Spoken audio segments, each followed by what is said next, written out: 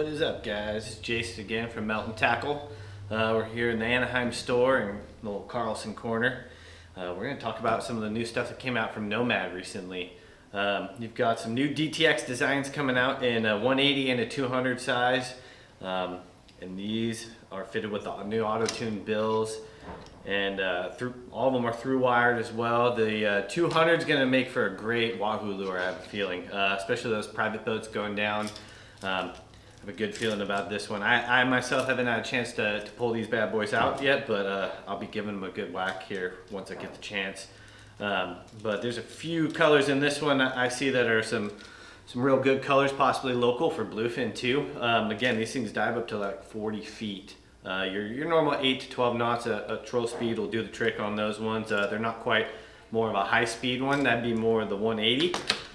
This guy's good up until about 18 plus knots, and it'll do about 10 feet at that.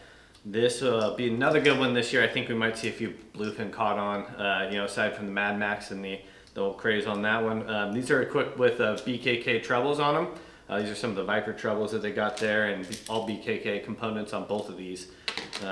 Again, these ones are they've got the full body plate inside of there. The new auto-tune bill is supposed to be more improved than the last and previous models you've seen. I know you saw the old 200s discontinued and being taken place by this guy.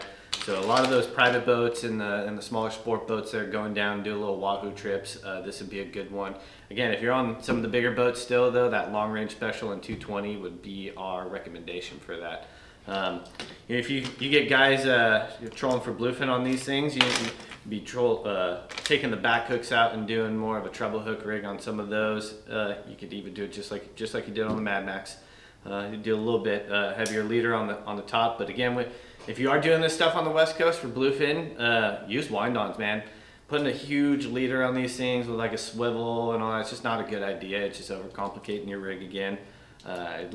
Let's change that up. Maybe go with some wind-ons. If you don't know how to tie a bimini or change a wind-on, come into our Newport store or Anaheim store. We'll teach you. We'll sit here till you figure it out, man. We're gonna go over some Wahoo rigging techniques since we touched on some of the bluefin stuff. I see a lot of East Coast guys or even Cabo and such that are gonna go down and want to know how to rig these best. We do a pre-done wire trolling harness here. Sometimes some lures run a little weird or might have some cavitation in the front with how you connect those ones. Ours has a scissor on there, and you would just connect to the ring on here. If that's causing a little bit of issue, because sometimes it'll cavitate and cause weird disruptions in the lure, you can go off and there's a little square knot you can tie in your wire before you go through the crimp. We'll do another video on how to rig stuff like that in the near future.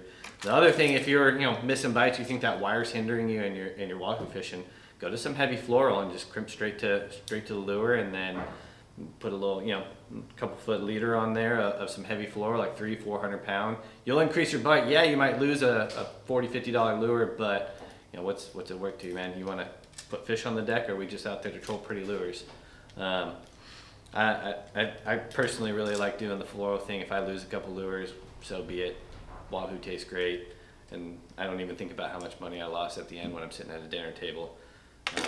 Thanks, guys. If you've got any questions on rigging and want to check out some of these lures, visit our Newport store or Anaheim store up here, and we'd be happy to help you out. Take it easy.